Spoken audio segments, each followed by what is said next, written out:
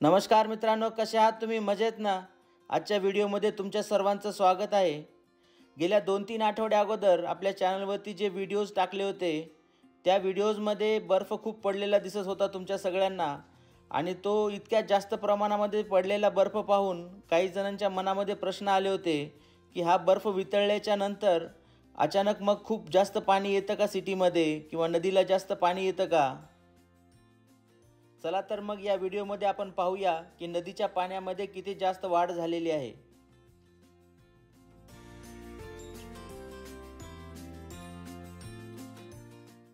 सध्या आता बर्फ संपूर्णपणे वितळलेला आहे, त्यामुळे आपल्याला सिटीमध्ये आता कुठेच बर्फ दिसत नाही.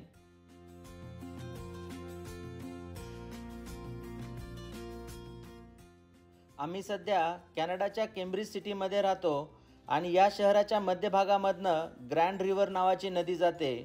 सध्या तुम्ही इकडे पाहू शकता की सिटीमधला पडलेला सगळा बर्फ वितळल्यामुळे नदीला खूप जास्त पाणी आलेलं आहे.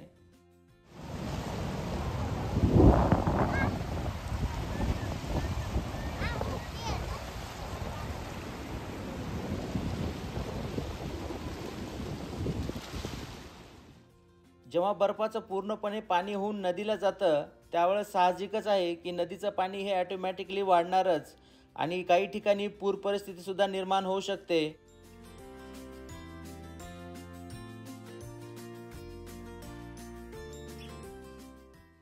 जेव्हा नदीला इतक्या जास्त प्रमाणामध्ये पाणी येतं, त्यावेळेस सिटीकडनं खूप जास्त काळजी घेतली जाते. सिटीमध्ये राहणाऱ्या लोकांना त्याविषयी माहिती दिली जाते न्यूजमध्ये किंवा न्यूजपेपरमध्ये.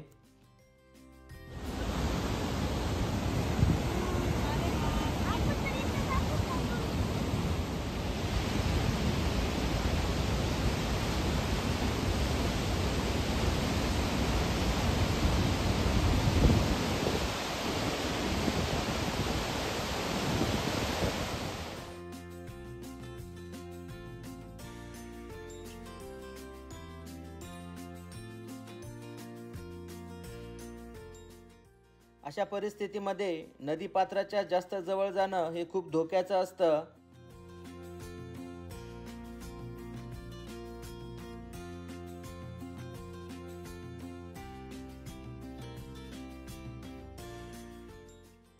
ही नदी बरीच मोठी आहे आणि या नदीला 12 महिने पाणी असतं. उन्हाळ्याच्या दिवसामध्ये इकडे बरेच लोक मासेमारी करण्यासाठी येतात.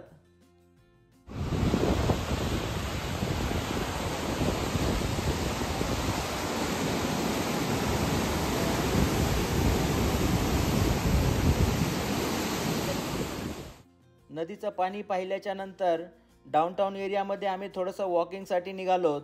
चला तर मग केम्ब्रिजचा जो डाऊनटाऊन एरिया आहे, जो सिटीचा सेंट्रल एरिया आहे, तो एरिया कसा आहे ते तुम्हाला मी आता दाखवतो.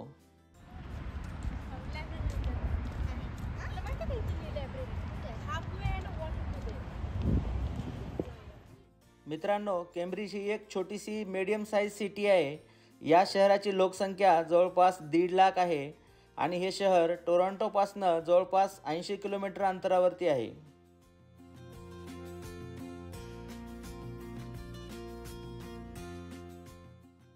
कॅनडामधल्या कुठल्याही शहराच्या डाऊनटाऊन एरियामध्ये जर आपण गेलो तर त्या एरियामध्ये आपल्याला अशा जुन्या बिल्डिंग्स पाहायला मिळतात, जे जुनं आर्किटेक्चर आहे किंवा खूप वर्षाखालच्या बिल्डिंग्स या ठिकाणी आपल्याला पाहायला मिळतात.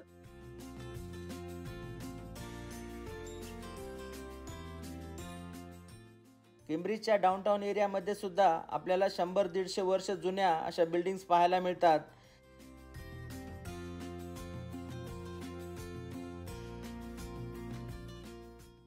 त्याचबरोबर या एरियामध्ये जुन्या काळामध्ये दगडांनी बांधलेल्या बिल्डिंग्स पण खूप जास्त आहेत.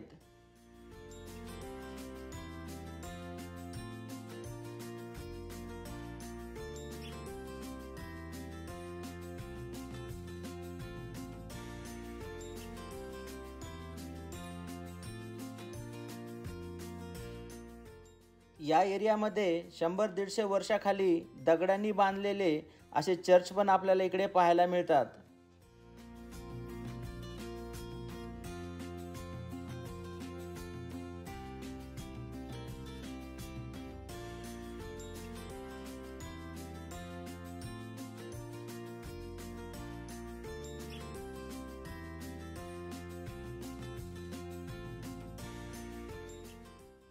केम्ब्रिज शहराची सुरुवात ही जवळपास 17व्या शतकामध्ये झाली. युरोपमधनं जे काही लोक इकडे आले होते त्यांनी या ठिकाणी इथे वस्ती करायला सुरुवात केली. हे शहर अगोदर 3 भागांमध्ये डिवाईड झालेलं होतं, प्रेस्टन, गाल्ट आणि हॅस्फलर. परंतु 1973 मध्ये या 3 भागांना एकत्र करून त्याचं केम्ब्रिज नाव असं देण्यात आलं.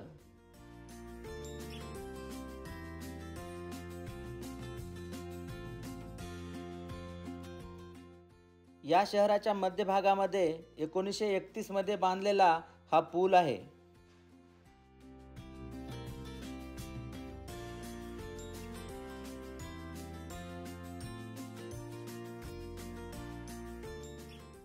या एरियामध्ये दगडांचा वापर करून बांधलेल्या अशा बऱ्याचशा बिल्डिंग्स आहेत. अशाच एका बिल्डिंगचा त्यांनी सध्या लायब्ररीसाठी उपयोग केलेला आहे.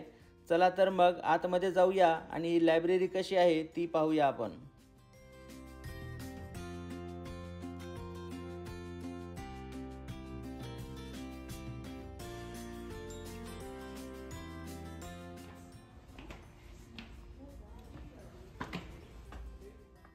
आपल्याला जर पुस्तकं वाचण्याचा किंवा न्यूजपेपर वाचण्याचा छंद असेल तर त्यासाठी आपण अशा लायब्ररीचा वापर करू शकतो.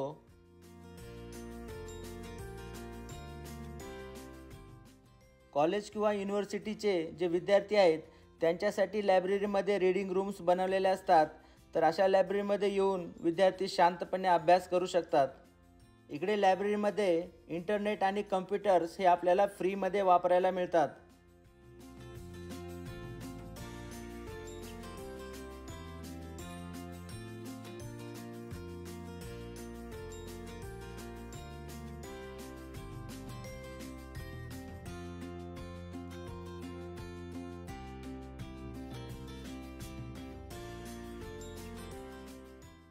या एरियामध्ये युद्धामध्ये वापरलेल्या आर्मीच्या अशा काही मशिनरी पण त्यांनी ठेवलेल्या आहेत.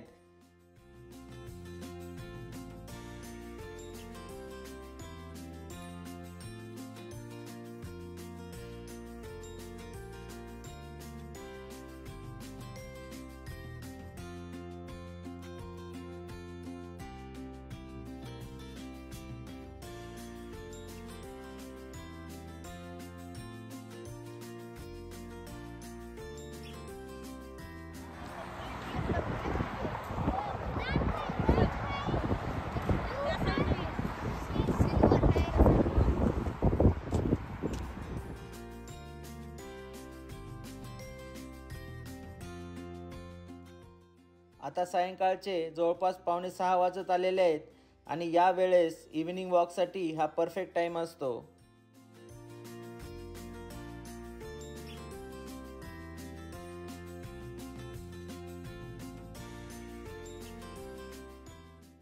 कॅनडामध्ये रोडच्या साईडला कुठल्याच प्रकारचं मार्केट नसतं, त्यामुळे इकडे रोड हे नेहमी वाहतुकीसाठी क्लिअर असतात.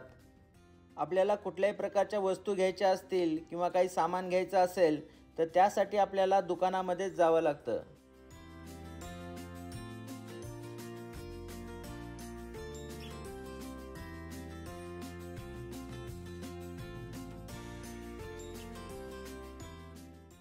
बऱ्याच ठिकाणी आपल्याला जुनी घरं पाडून नवीन पद्धतीने घरं बांधलेली दिसतात.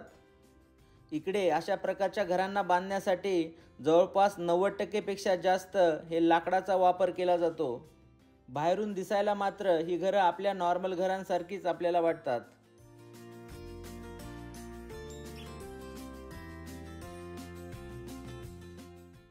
त्याचबरोबर या एरियामध्ये खूप वर्षाखाली विटांचा वापर करून बांधलेली घरं पण आपल्याला इकडे दिसतात.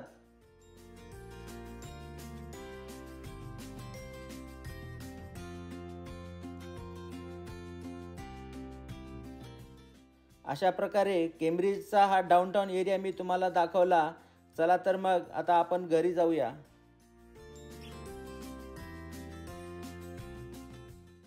या व्हिडिओमध्ये मी तुम्हाला बर्फ वितळल्याच्या नंतर नदीला किती जास्त प्रमाणामध्ये पाणी वाढतं ते तुम्हाला मी दाखवलं.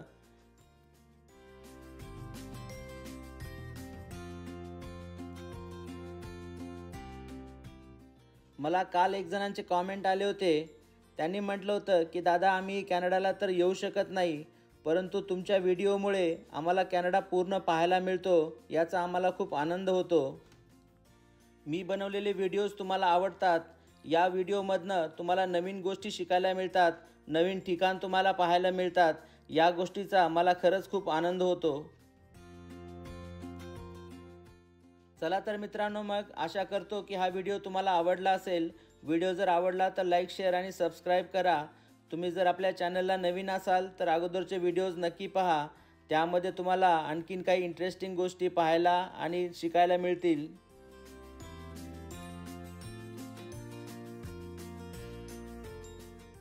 घरी आल्यावरती आम्ही मुलांसोबत थोडा क्रिकेट खेळला. चला तर मग काळजी घ्या, मजेत राहा. आपण लवकरच भेटूया पुढच्या व्हिडिओमध्ये. तोपर्यंत bye bye. 6 ball 6 runs. Okay, good bowling.